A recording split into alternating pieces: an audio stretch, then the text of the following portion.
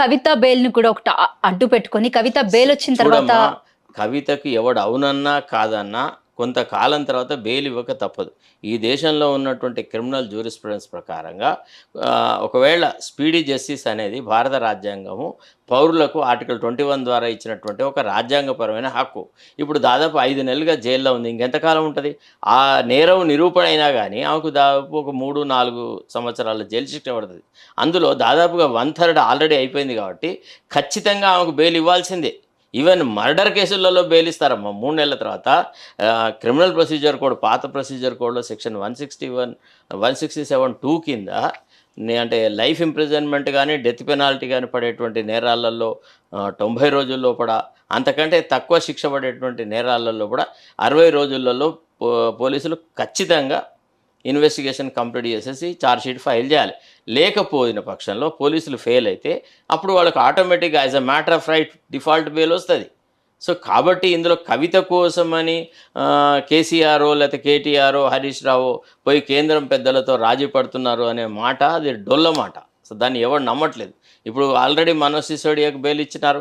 అంతకుముందు సత్యేంద్ర జైన్ విషయంలో కానీ, ఇంకో ఇతరత్ర విషయాల్లో కానీ సిబిఐ యొక్క యాటిట్యూడ్ పట్ల, ఈడీ యాటిట్యూడ్ల పట్ల సుప్రీంకోర్టు ఆల్రెడీ చాలా తీవ్రంగా ఖండించింది వాళ్ళ యాటిట్యూడ్ని. మీరు కేవలం అనుమానాల బేసిస్ మీదనే రాజకీయ ప్రత్యర్థులను నాశనం చేయడంలో అధికార పార్టీకి కొమ్ము కాస్తున్నట్టుగా ఉంది.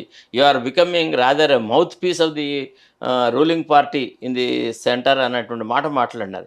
సో, ఇవన్నీ గమనిస్తే ఎవడైనా ప్రాక్టీస్లో అనుభవం ఉన్న వ్యక్తికి, క్రిమినాలజీ తెలిసిన వ్యక్తికి, క్రిమినల్ లా ప్రాక్టీస్ చేసే ఏ న్యాయవేదికైనా తెలుసు కదా. అంటే సిసోడియాకి వచ్చిన తర్వాత అదే కారణాల వల్ల కవితకు కూడా బెయిల్ వస్తుంది అని. అయితే కవిత బెయిల్ను మూవ్ చేసే విషయంలో వాళ్ళు అడాప్ట్ చేసే స్ట్రాటజీ మీద ఆధారపడుతుంది.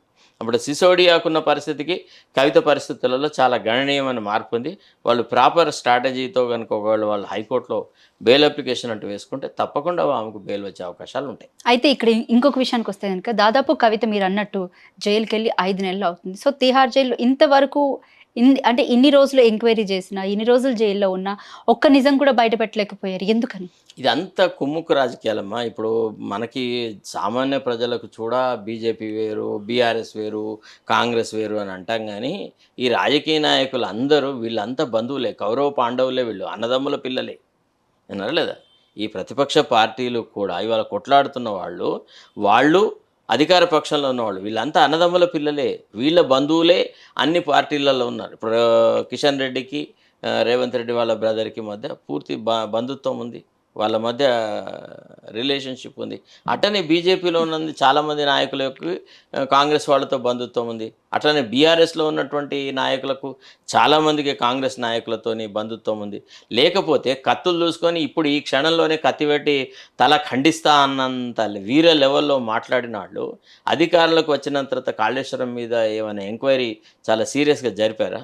సిబిఐకి ఇవ్వాలన్నారు, ఇచ్చారా?